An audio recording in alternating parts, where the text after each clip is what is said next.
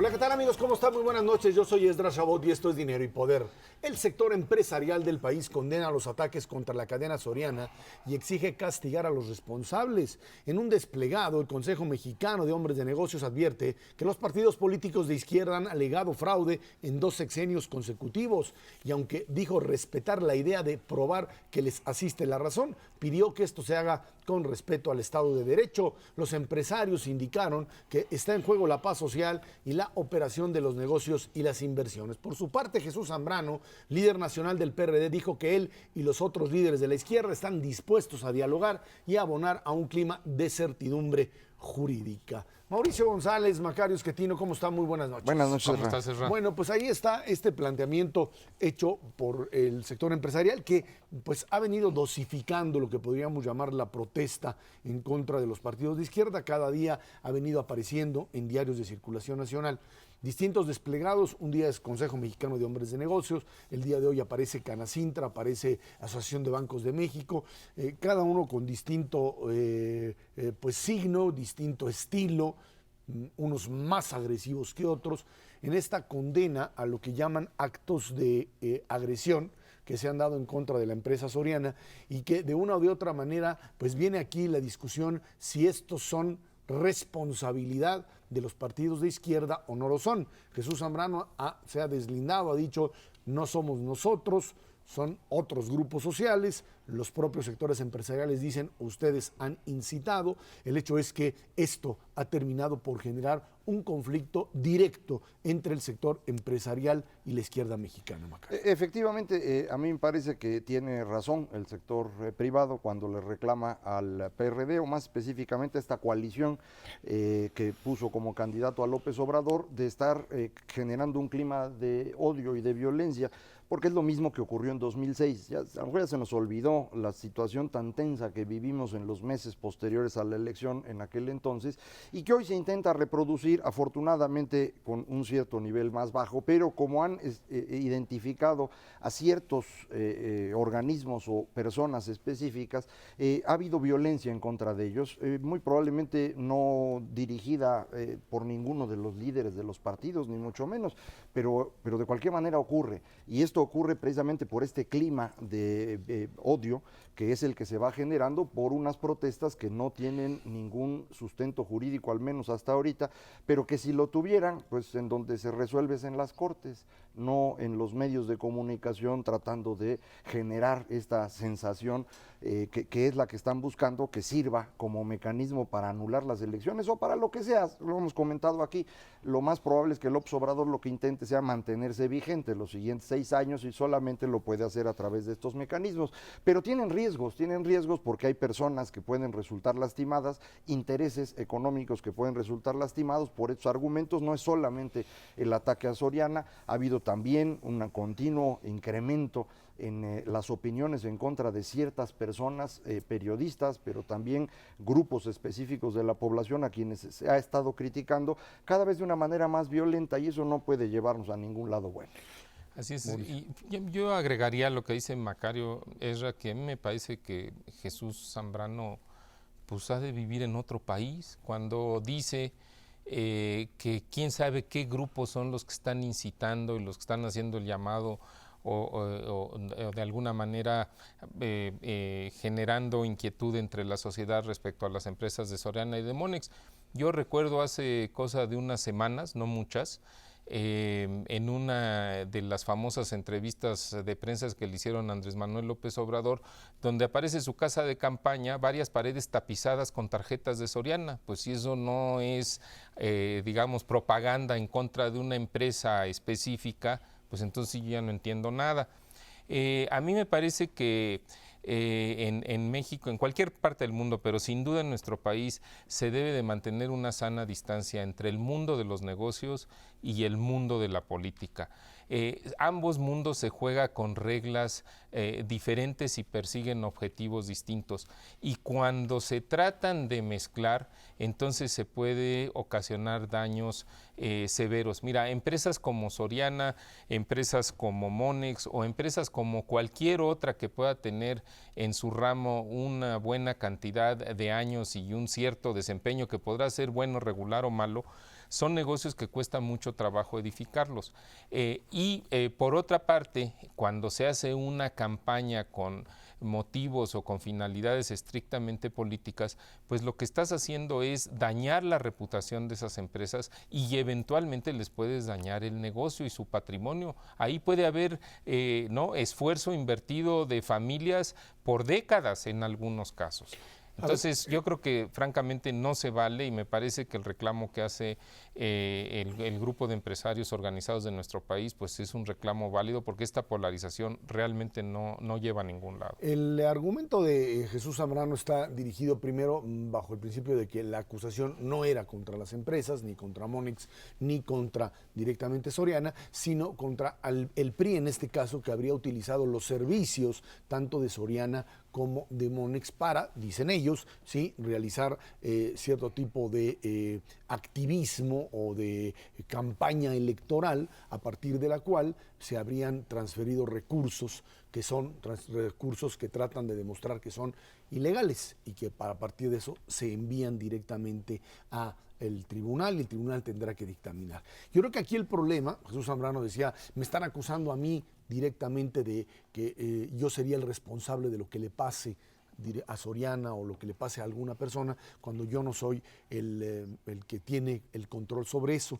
Yo creo que aquí lo que sucede es que, si bien es cierto que el planteamiento va en contra directamente de un partido político, en este caso el PRI, como el que dicen ellos realizó este tipo de actos que son ilegales, el problema es que cuando el activismo político de sus militantes es echado a andar, o es permitido, o es azuzado directamente, sobrepasan ese límite, y el enemigo o el adversario, en este caso yo ya diría el enemigo, ya no es el político contrario, ya no es el problema del PRI, sino se empiezan a convertir en directamente las empresas, y por eso esos ataques a la empresa Soriana, por eso entrar y ver cualquier camión de Soriana y apedrearlo, o llegar a meterse a la tienda y decirle a la gente que no compre.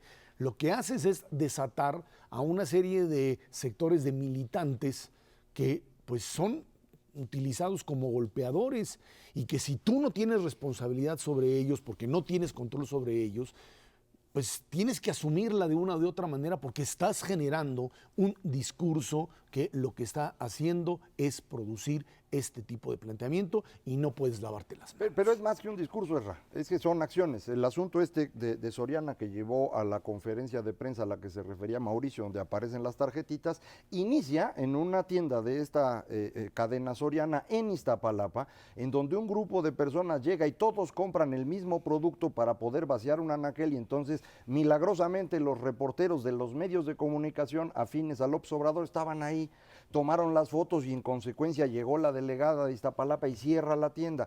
Bueno, eso es una construcción armada para enfrentar a la tienda. No es un asunto de decir el PRI fue el culpable, eso fue sobre la tienda. El mismo día que López Obrador le dice a Soriana, serénense, como acostumbra decir, ese mismo día un diputado electo del PRD organiza una manifestación, también en Iztapalapa, para ir a insultar a la gente de una de las tiendas, bloquear la tienda y tener a 300 personas detenidas durante varias horas allá adentro. Entonces, no es nada más un discurso. Es decir, sí están generando un clima de odio, pero además están generando acciones riesgosas, en donde este tipo de militantes a los que tú te refieres, que en la jerga tradicional de los políticos se les llama los loquitos, pueden causar un problema serio. Y siempre todos los responsables en los partidos políticos tienen que estar cuidando a estos grupos específicos de personas que verdaderamente con cualquier discurso se convierten en personas sumamente agresivas que no miden los resultados. Y esa sí es una responsabilidad. Yo creo que lo que han hecho varios de estos líderes de izquierda de manera muy descuidada, de manera muy irresponsable, hay una línea, han seguido esta máxima de que el fin justifica los medios, y efectivamente el fin puede ser el tratar de demostrar que el PRI compró votos, ¿okay? Esa es su finalidad política, eso es entendible.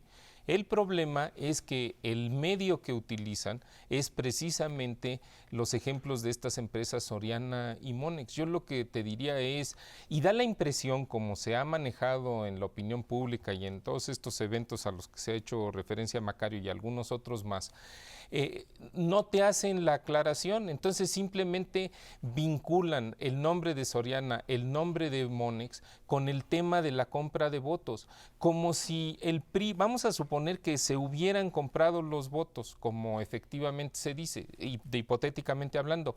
De cualquier manera, lo que habría que revisar es si Soriana y Monex tienen alguna responsabilidad en ese asunto, porque da la impresión, en mucho lo que se presenta, de que son empresas cómplices del PRI, aunque no necesariamente tiene que ser el caso. O sea, si yo soy un banco, si soy una casa de cambio, si soy una tienda y alguien llega y me compra una de estas tarjetas porque es parte del servicio que yo vendo, yo no tengo por qué hacer una investigación como negocio para saber si con esos recursos se están comprando votos o simplemente se están utilizando para beneficio de algunos de los empleados que son los destinatarios comunes y corrientes o normales de este tipo de tarjetas. Ahí es donde también se está aprovechando la situación para polarizar y para irse en contra, pues, de empresas establecidas. Algunos incluso de los que han apoyado a López Obrador y a la izquierda en su demanda de anular la elección, de lo que se quejan es precisamente de la falta de solidez jurídica en lo que se está manejando. Se dice, bueno, pues en México todavía la democracia mexicana tiene en ese tipo de acciones de compras de voto, de manipulación vía dinero del voto, una debilidad. El problema es cómo lo demuestras, el problema es qué tipo de prueba le traes específicamente al juez para que el juez pueda dictaminar. Y aquí parecería ser que si en la elección de 2006 lo que trajeron no sirvió, o no fue suficiente la descalificación, lo que hoy están manejando como prueba tiene una solidez jurídica de cero. Sus propios asesores, algunos de ellos le han dicho esto no procede en términos jurídicos. En todo caso, aquí la gran pregunta es, bueno, y si en 3 semanas, cuando el tribunal finalmente dictamine lo que va a pasar y que diga aparentemente por todo lo que está manejándose que la elección pues fue legal, y en todo caso si algún partido político se pasó en el gasto de campaña, pues, ellos mismos pusieron la pena que se le aplica, que no es perder el registro ni es perder la elección, es pagar una multa. Es el propio castigo que los partidos se impusieron a sí mismos, sabiendo que porque todos hacen trampa. Entonces justificaron eso. A ver, ¿qué es compra de votos? Convencer a alguien que iba a votar por un partido de que vote por otro a cambio de una lana. Demuéstrame eso. Necesitas el dicho del votante de que efectivamente cambió su voto. Eso no lo vas a conseguir jamás, porque si el señor dice que cambió su voto, él también está cometiendo un delito. Entonces nadie va a ir a decir que lo hizo. En segundo lugar, todos los partidos repartieron lana. Y lo hicieron con estas bolsitas, ahí están las fotos de las bolsas del PRD con su billete de 500 pesos, además de los letreritos y cositas que dan.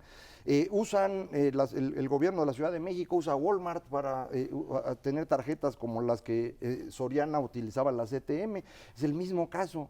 Pero ahí no hay acusación, porque estas acusaciones no tienen como objetivo una demostración jurídica, sino mantener vigente al señor López Obrador, que lo único que sabe hacer es generar discordia. Este es el problema que tenemos y que no hemos querido aceptar. Esto debíamos haberlo hecho hace 6 años, dejarle muy claro al señor que lo que está generando es un daño al país y todo por su afán de ser presidente a cualquier costo. Es algo inaceptable para mí. Aquí el punto a discutir de aquí en adelante es qué va a ser la otra parte de la izquierda, la que hoy se ha vuelto a alinear, esa izquierda que pues se manifestó en favor de Marcelo Ebrard, que durante todo el sexenio, o bueno, una parte del sexenio, trató de pintar la raya frente a López Obrador, y que una vez que vio que tenía capital político, porque le consiguió millones y millones de votos, se vuelve a alinear con él y a ver qué hace ahora una vez que el tribunal dictamine si sigue la ruta de él o finalmente decide la ruptura. Pues mira, yo creo que la izquierda está corriendo el riesgo de volverse a aislar, ¿no? De convertirse en una especie, ¿no? de seguir en el ostracismo en buena medida, y creo que en el gobierno entrante va a haber no solamente una oportunidad, va a haber una necesidad de diálogo por lo menos en el Poder Legislativo, para los proyectos que cada una de las fuerzas políticas quiera impulsar. Es, digamos, el escenario ideal para la negociación, para el toma y daca, que es la esencia de la política. Si la izquierda sigue con estas prácticas, si la izquierda sigue polarizando al país, lo único que va a hacer es marginarse de esa posibilidad. Ya estamos viendo que los astros se están alineando en términos de que el PAN parece que puede estar un poco más cooperativo en la discusión de las famosas reformas. Ya lo planteó el presidente del PAN, presidente Madero, en días pasados. Y en el caso del PRI, pues ellos van a negociar con el que se pueda platicar. Esa es la demanda que yo creo que hay que hacerle a Jesús Zambrano y a Carlos Navarrete y a Marcelo Ebrard y a Miguel Ángel Mancera. No que ellos sean los culpables de lo que está ocurriendo, son responsables porque no han tenido el valor para enfrentarse al caudillo que tanto daño le hace al país y también a la izquierda. Y mientras no tengan los pantalones para hacerlo, pues habrá que estarlos demandando continuamente. Vámonos a una pausa y de regreso vamos a platicar con usted un estudio hecho por American Chamber México y también por el Instituto Mexicano de la Competitividad sobre la función de los bancos, sobre la capacidad de los bancos para actuar en nuestro país. Esto es Dinero y Poder. El Instituto Mexicano para la Competitividad y la American Chamber México presentaron el estudio Crecimiento y Profundización del Sector Financiero en nuestro país. Concluyeron que el sistema financiero de México es como un zapato que le queda chico a la economía, pese a que creció 13% real anual en los últimos 10 años. Para hablar de esta publicación, nos acompaña en el estudio de Dinero y Poder Manuel Molano, director adjunto del IMCO. Manuel, buenas noches, gracias por estar aquí con nosotros. Hola Ezra, hola Macario, hola Mauricio, ¿cómo están? Este análisis que hacen ustedes habla sobre profundización de un sistema bancario que de una o de otra manera sigue teniendo pues muchas limitaciones en una economía que ya ha crecido más allá de lo que el propio sistema bancario tiene capacidad para ofrecer, digamos, servicios como tal. Pues mira, nosotros empezamos por decir cuál es el rol del sistema financiero. En este tiempo de los indignados y ocupemos Wall Street y todo lo que vemos en la calle, yo soy 132, pues hay quien se pregunta, ¿para qué sirve el sistema financiero? ¿Para qué sirven los bancos? Ellos hacen una labor de intermediación que es importante, se llevan el capital de donde es abundante y barato a donde es escaso y caro.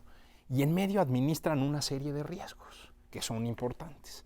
Ahora, a veces la sociedad facilita esta labor de intermediación bancaria, a veces la hace complicada. Nosotros, como sociedad, la hemos hecho especialmente complicada. ¿Por qué? Porque la gente prefiere hacer esta labor de intermediación sola. Si tú quieres echar a andar un negocio, probablemente tu tío o tu papá o tus cuates o tus propios ahorros sean una fuente de capital mucho más factible que la banca. Y en todos los temas que tienen que ver con la administración de estos riesgos, el uso de seguros, el uso de derivados, pues tampoco estamos permitiéndole al sistema financiero actuar adecuadamente. De suerte que pues dimos lugar a esta metáfora en donde pues tenemos un sistema financiero que está bonito, que está bien capitalizado, que tiene una serie de virtudes, pero que ya es como un zapatito chico para una economía grande, ¿no? Este asunto que tiene que ver con el sistema bancario, yo tengo la impresión que en realidad es algo que está fuera del sistema bancario, que el esquema que tenemos de derechos de propiedad y cumplimiento de contratos en México es tan primitivo que no permite que estas instituciones funcionen adecuadamente. La cantidad de créditos que pueden dar los bancos y la misma cantidad de ahorros pues es pequeña comparado con economías incluso que uno podría decir menos desarrolladas que la nuestra y que sin embargo tienen un sistema financiero mayor. ¿Ustedes midieron esto? ¿Cómo están las cosas ahí?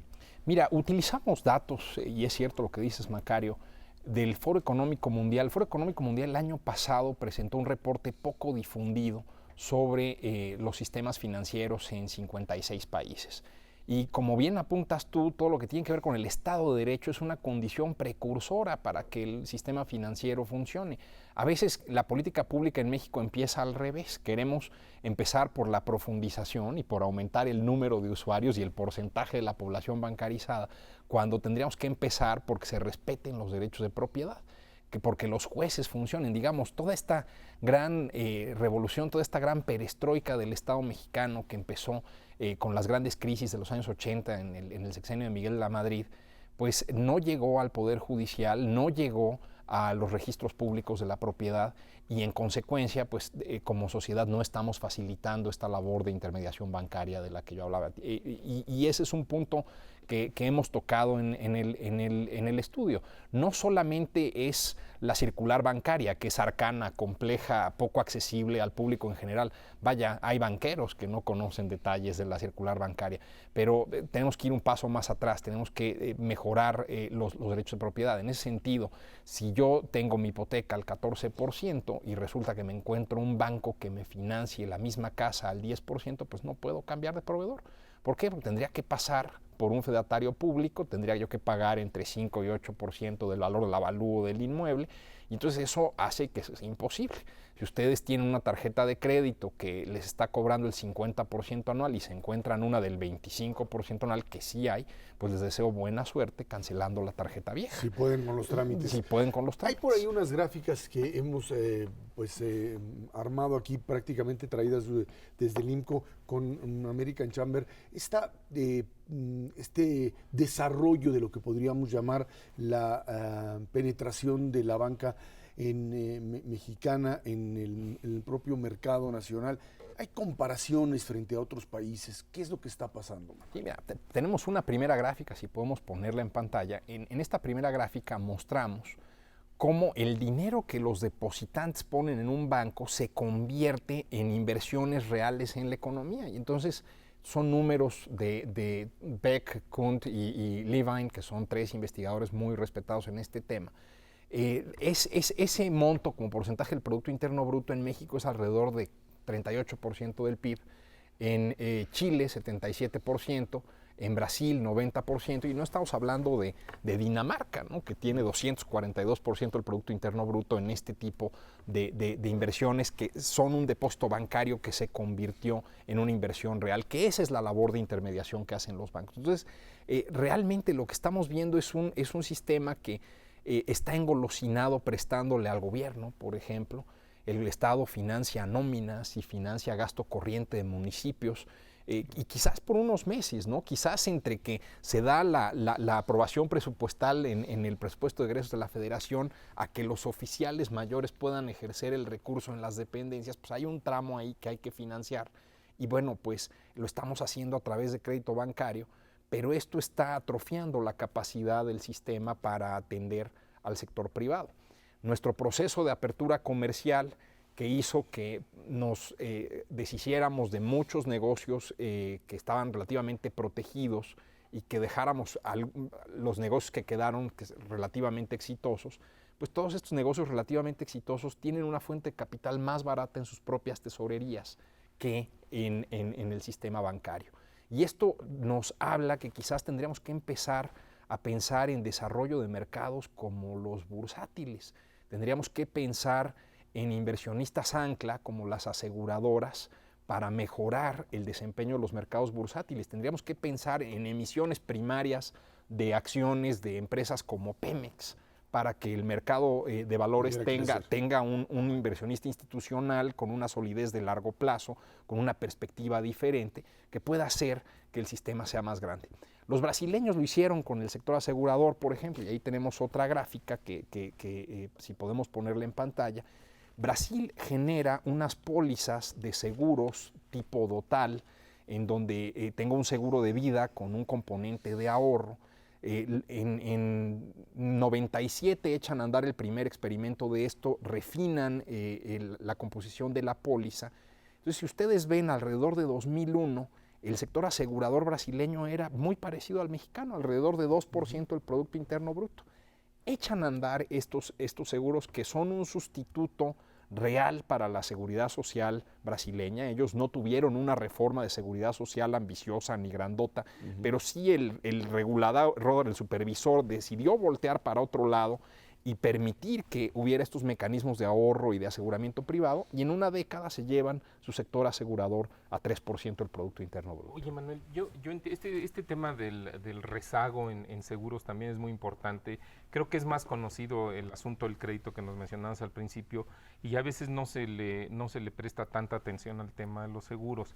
Me parece que la gráfica que mostraste sobre el desempeño de seguros en Brasil nos da cuenta de que es un sector que en México se podría desarrollar mucho más Pero yo también tengo entendido que en varios de los países de América Latina donde ha crecido el ramo de seguros, por ejemplo Brasil, Argentina, Perú, y en parte Chile también, Chile. es porque se ha hecho obligatorio el uso de ciertos seguros, no de todos los seguros, pero de algunos y sobre todo seguros de automóviles, seguros contra daños, en algunos casos seguros orientados a la seguridad social, valga la redundancia.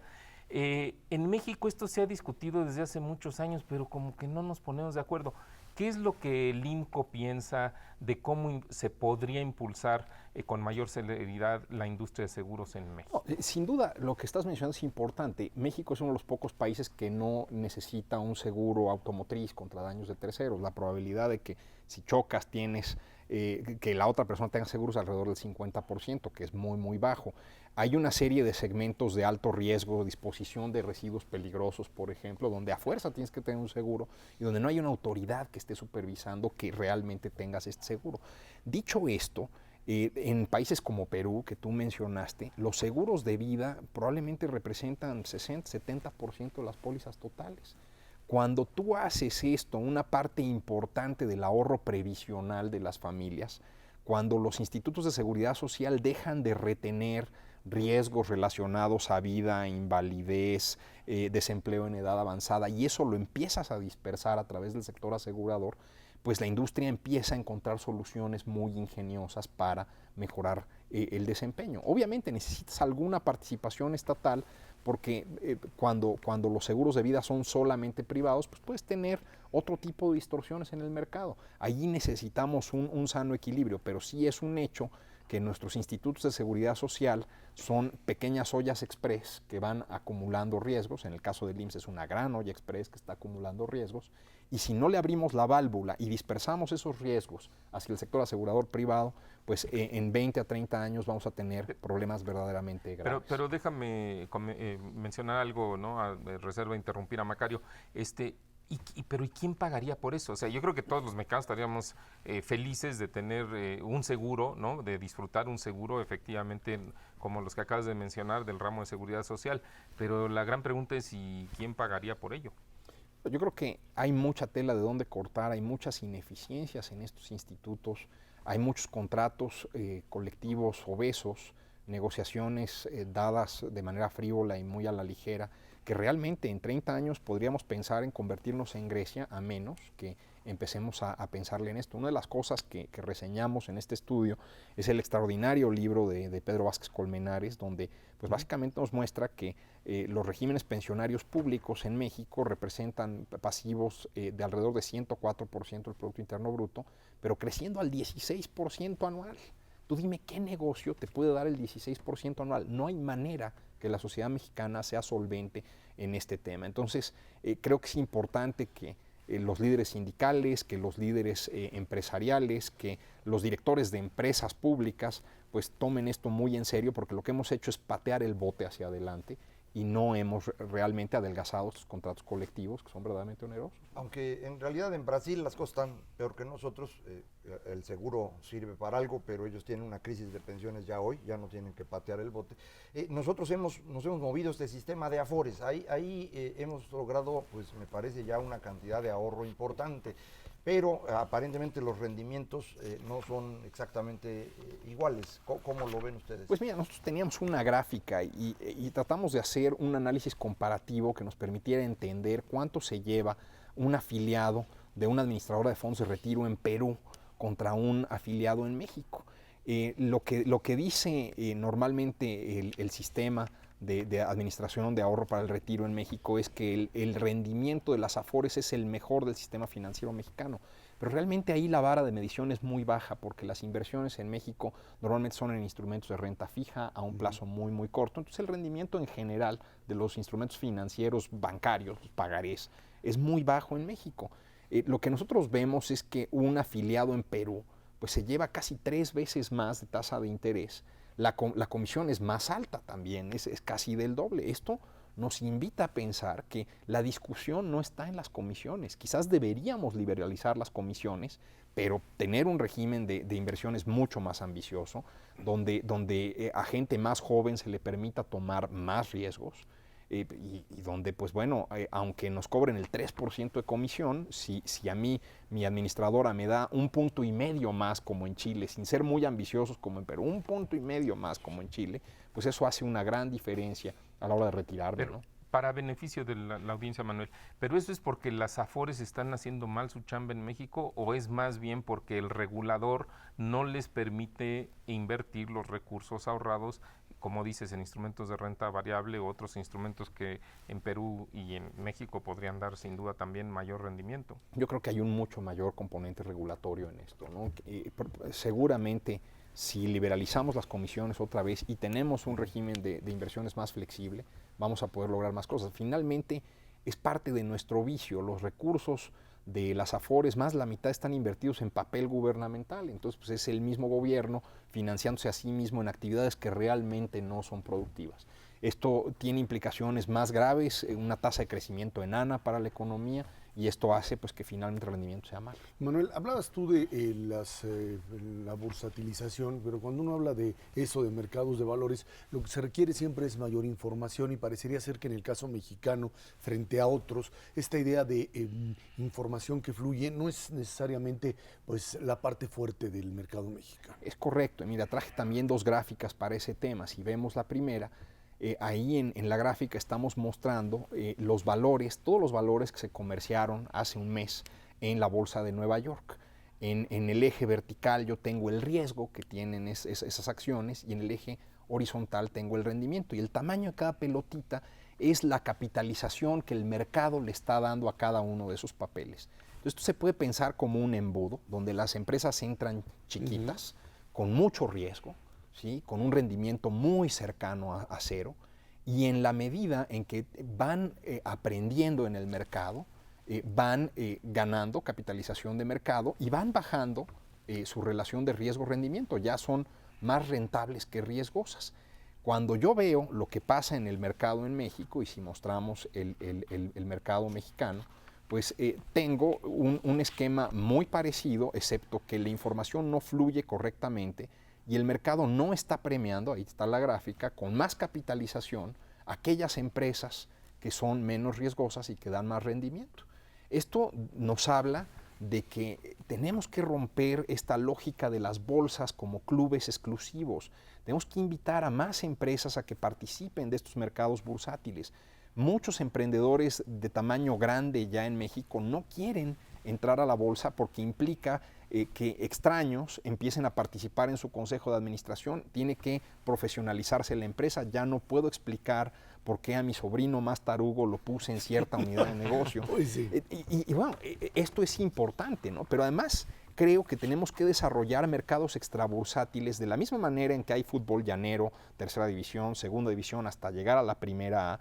Bueno, pues tiene que haber estos mercados para empresas nacientes, chiquitas, de muy alto riesgo, donde tengan este aprendizaje de mercado. Y yo creo que esta es la lección más padre y más importante del estudio. Sin riesgo no hay aprendizaje de mercado. No podemos tener regulación solamente enfocada a reducir los riesgos. Tenemos que tener algunas explosiones de riesgo controladas. No podemos hacer que nuestro sector pyme crezca solamente a través de subsidios. No podemos hacer que nuestro sector de pequeños negocios se desarrolle solamente a través de la banca de desarrollo. Necesitamos estos pequeños mercados bursátiles. Estados Unidos tiene 2, el Over the Counter Bulletin Board, el Pink Sheets, que son mercados de muy alto riesgo, de los llamados penny stocks, son acciones de a centavo, donde uno pues obviamente tiene que hacer su tarea y tiene que investigar muy bien en qué giro de negocio está la empresa, quién la administra, qué tipo de perspectiva a largo plazo tiene, pero que al final de ahí salen los negocios maravillosos que acaban poblando el Nasdaq o la Bolsa de Nueva York u otras bolsas Ahí importantes. están las diferencias. Manuel Morano, director adjunto del Instituto Mexicano de la Competitividad, IMCO, muchísimas gracias por presentarnos este estudio junto con American Chamber. Encantado. Vamos a una pausa, esto es Dinero y Poder. La discusión sobre el futuro del Partido Acción Nacional se vuelve más tensa. Ayer los legisladores electos, el presidente Calderón, bueno, pues ya abandona su postura de reformar estatutos antes de que el PAN termine su sexenio en el gobierno. Incluso retiró el término refundar por la polémica que ha causado, aunque señaló que se debe hacer una reflexión de fondo y volver a los principios del partido. De todas formas, ahí está Acción Nacional, pues entrando en una fase muy complicada en términos de lo que puede ser la sucesión dentro del partido. En las semanas anteriores, el panismo ya se había dividido entre quienes proponían una refundación partidaria y simple y sencillamente el tratar de seguir adelante con esta línea, digamos, de inercia como tal. Acción Nacional perdió la presidencia de la República. El presidente de la República ayer en la noche, cuando estaba con los panistas, pues empezaba a hablar de que todos se equivocaron, dice, todos nos equivocamos. Se equivocaron los que manejaron la campaña de Josefina al decir que ella era diferente y se equivocaron al escoger a los propios candidatos. Parece que todos se equivocaron. A mí se me hace muy raro que en esta equivocación general no haya habido alguien que se diera cuenta, ¿no? Sobre todo yo creo que en Los Pinos no hay espejos y eso es lo que le impide al presidente darse cuenta de cuál es la responsabilidad que él tiene en esto y empieza a repartirle culpas a los demás de su partido y no se ha fijado, por ejemplo, en cómo se fue moviendo la votación a nivel nacional a partir de 2009, que es cuando empieza a crecer un descontento en contra del gobierno del presidente Calderón.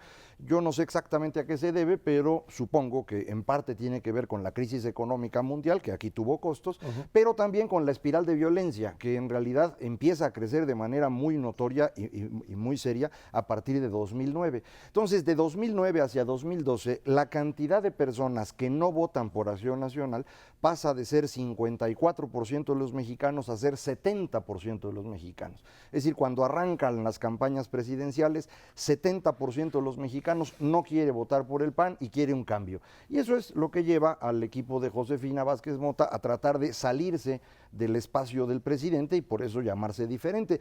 Me parece que ahí el error que tuvo este equipo es que no se separaron lo suficiente de Calderón, no fueron suficientemente críticos y entonces pues, no lograron captar a nada de ese 70%. Ahora, perdón, Mauricio, en el asunto de la estrategia de violencia, lo que tuvimos desde 2009 y en adelante fueron, por un lado, reconocimiento a que la estrategia iba en el terreno positivo, que se manejaba bien, y luego, por supuesto, también frente a una cantidad enorme de muertos, pues el cuestionamiento de si esta era la única salida. Yo no sé si este es el único indicador que pueda, explicar lo que le sucedió a Acción Nacional. Yo creo que en todo caso la estructura propia del partido a partir de 2009 y su manejo interno, modelos de división muy claros, en donde liderazgos locales simplemente dejaron de hacer lo que tienen que hacer en una elección. Se hicieron los panistas todo lo contrario de lo que hizo el PRI después de la derrota, que fue encontrar liderazgos locales, reforzarlos, manejarse en términos de unidad, es decir, el candidato que es elegido, todos vamos con él, y cuando no se puede, pues ya sabemos que perdemos, y así perdieron con candidatos que se fueron a las alianzas opositoras, y eso les funcionó, los panistas ahí se perdieron. Así es. Mira, yo creo que también vale la pena que no se nos olvide la crisis económica que tuvimos en el 2009. Yo creo que eso también fue un factor decisivo, un factor que influyó sin duda en esta pérdida de votos de la que menciona Macario, pero igual, no solamente digamos la contracción económica o la debilidad económica y por supuesto el problema de la inseguridad y de la violencia creciente en nuestro país, los que han influido en el ánimo de los electores para alejarse del PAN. Yo creo que también ha habido desde 2009 sin duda ejemplos de cómo pues la forma de ponerlo sería, el PAN empezó a actuar en muchos sentidos como el PRI, o sea, empezó a imponer candidatos en lugar de buscar la mejor gente, en lugar de fomentar un esquema de competencia de filtrado para tratar de obtener o de que se depuraran y tener a los mejores candidatos en las diferentes contiendas, desde presidencias municipales hasta gubernaturas estatales y por supuesto toda la contienda para elegir candidato a la presidencia de la República, la verdad hubo una serie de imposiciones. En los partidos políticos siempre hay intereses, pero aquí yo creo que lo que ocurrió con el PAN es que el PAN no supo, ni ha sabido hasta el momento procesar esas situaciones. Yo creo que, y lo estamos viendo muy claro, hasta la fecha el PAN no tiene nombrados todavía, por ejemplo, coordinadores parlamentarios, ni en el Senado, ni en la Cámara de Diputados. El PRI ya lo hizo, calladitos, ¿no? Resolvieron sus disputas internas. También tienen disputas, nada más que las procesan de otra manera. Me parece que en el PAN les ha costado trabajo definir algunas reglas y después asimilarlas o practicarlas, pues simplemente para empezar con el pie derecho, que es elegir candidatos que eventualmente los hagan triunfar. Si no hacen un análisis exhaustivo del tema, de los errores que cometieron en la campaña y desde el 2009, yo creo que difícilmente van a poder avanzar en los próximos años. Este conflicto que bien dice Mauricio existe, no es de 2009, viene desde 2003. Lo que ocurre es que no se veía en ese entonces porque la principal elección de 2003 en adelante, que fue la del presidente de la República en 2006, la opción era entre López Obrador y alguien más. Y ese alguien más resultó ser Felipe Calderón y logra ganar por eso, porque aglutina a una cantidad importante de personas que no querían que ganara López Obrador. Incluyendo a aquellos periodistas que no querían tampoco a Roberto Madrazo. Así es, y eso es lo que lo lleva a ganar, y esto no lo lee bien el presidente y cree que él ganó porque es muy capaz, y entonces empieza a tomar decisiones que empiezan a dañar al partido, porque hace lo que efectivamente dice Mauricio, empiezan la imposición de candidatos, el ir bloqueando a la gente de distintos grupos que no eran el de él, y esto se le empieza a cobrar al interior del PAN de 2009 en adelante, que es cuando empieza la disputa por quién va a ser el siguiente candidato. Entonces, este es un proceso largo que efectivamente va a requerir en el PAN, si quieren competir en el futuro, pues un estudio muy serio de qué es lo que tienen que hacer, y por eso me imagino hay un grupo importante de panistas que dice que no quieren tener una asamblea pronto, sino hasta el próximo año. Primero para pensarle bien, y más importante que todo, que Calderón ya no tenga la fuerza que le da la presidencia para que entonces se discuta en términos de iguales.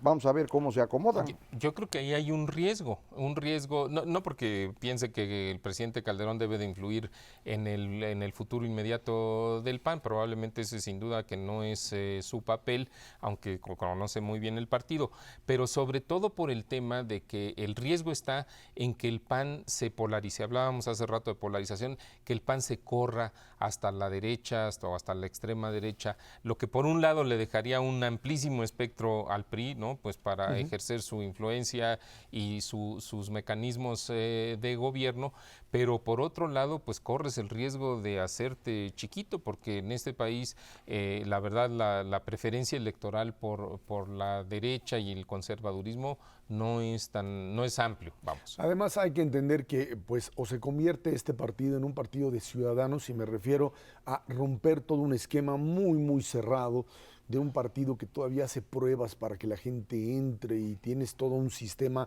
todavía muy familiar que en algún momento pudo funcionar como eje, como impulso. Hoy eso termina siendo un verdadero obstáculo, un estorbo para un proceso de ciudadanización. Es una mezcla de estas cosas a las que tú te refieres, pero también de un pragmatismo, vamos a decirlo en términos mexicanos, muy priista, en donde pues había mucha gente que compraba votos al interior de Acción Nacional, y hay los alcaldes que han hecho cosas, pues todo el mundo conoce. Entonces, esta combinación de estas dos cosas, muy antiguo por un lado, y por otro lado, pues poco y sin saberlo hacer, ¿no? Como lo hacen los periodistas, sí, bueno, que ahora ya aprendieron de sus errores después de 12 años en la oposición. Vámonos a una pausa, de regreso platicamos con usted. Bueno, pues la crisis europea, los norteamericanos también intentando evitar que su economía caiga en recesión. Esto es Dinero y Poder.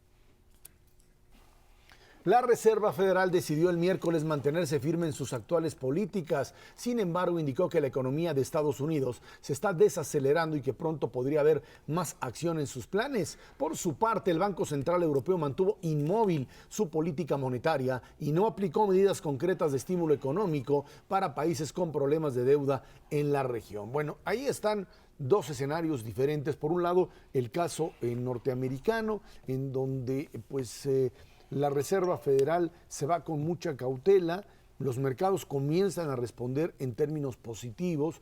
Hay la idea de que pues la desaceleración no tiene por qué terminar en ninguna nueva recesión. Y por otro lado, el esquema europeo, en donde el Banco Central, pues de una o de otra manera, le va a tener que entrar. España está pues prácticamente a punto de pedir ya abiertamente un rescate mucho mayor y las fichas empiezan a acomodarse allá en Europa.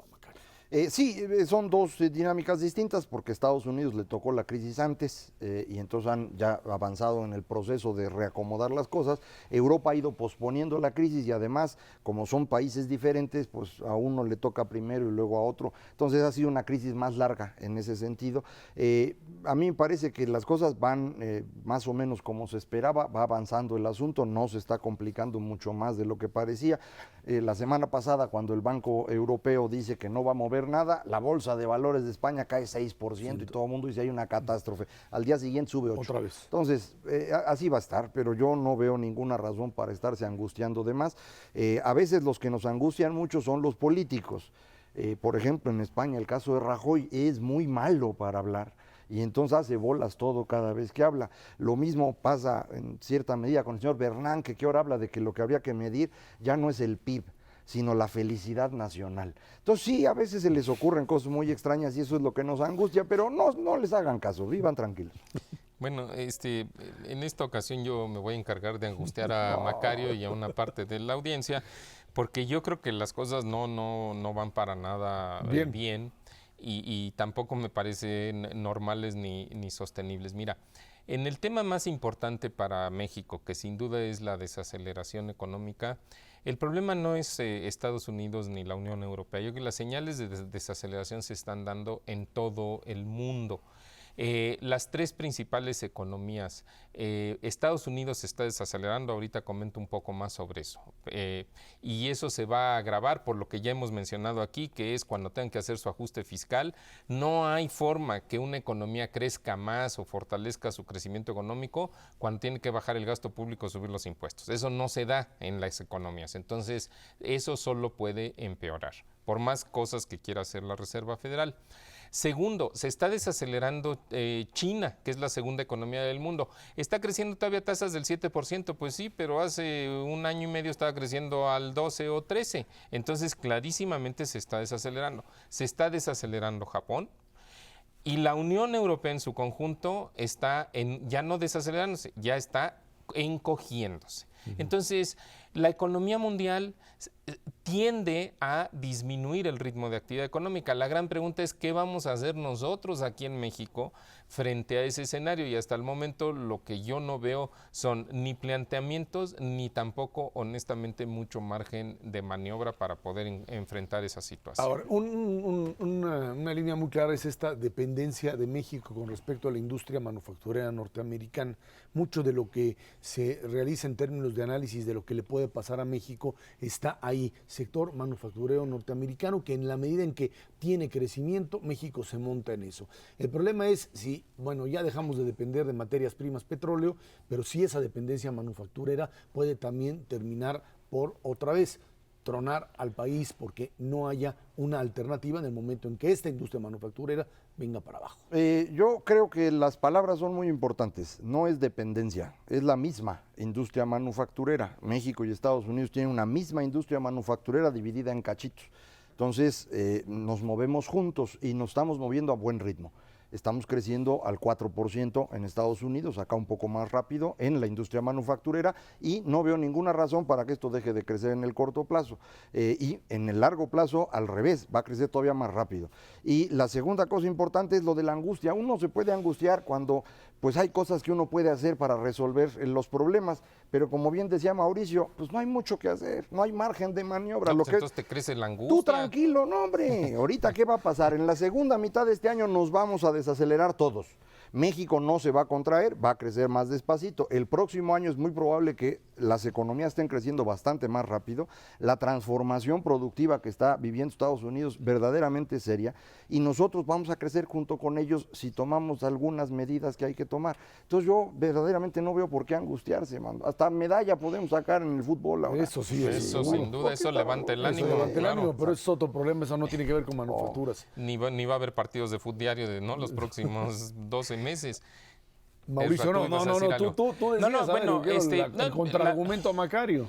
Bueno, aquí el punto es, efectivamente no estamos en México al borde de una crisis internacional. Lo que sí es de alguna manera triste, por llamarlo en cierta forma, es que no tenemos la capacidad como país, el gobierno no tiene. ¿Qué es lo que hacen otros gobiernos en el mundo cuando de repente ven que ahí viene el vendaval y la economía se desacelera? Uno, utilizan su política monetaria, bajan las tasas de interés, incrementan el circulante, o sea, los billetes en la economía, disminuyen los impuestos y aumentan el gasto público. Nosotros no tenemos capacidad para hacer eso en el próximo año ni en los que siguen. Ni podemos bajar los impuestos porque ya recaudamos poco, ni podemos subir el gasto público porque entonces tendríamos que endeudarnos para hacer eso. Y no podemos bajar las tasas de interés porque además tenemos la inflación en la rayita de lo que es el límite de confort del Banco Central, particularmente por un problema derivado de la inflación de los alimentos, que además es un fenómeno internacional.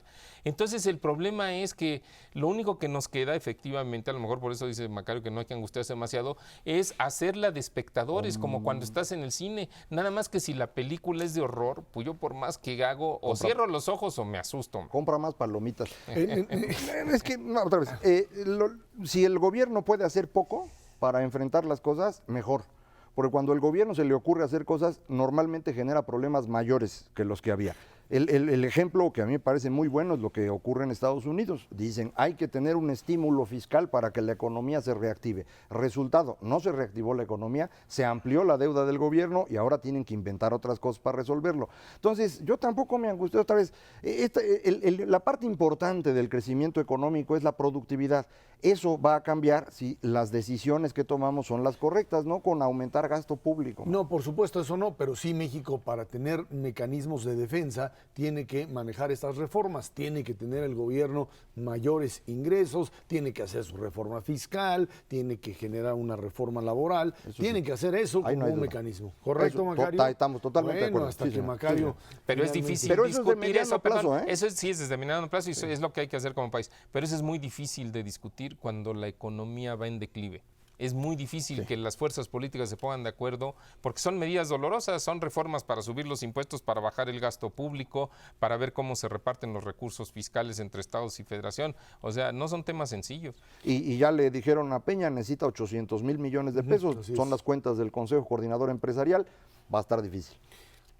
Mauricio González Macarios, que tiene muchísimas gracias. Gracias a usted que nos ve y nos escucha todos los martes aquí en 11 TV México, Dinero y Poder. Recuerde, estamos en la radio Noticias MBS en el 102.5 de 5 de la tarde a 7 de la noche. Por nuestra parte, muchísimas gracias y muy buenas noches.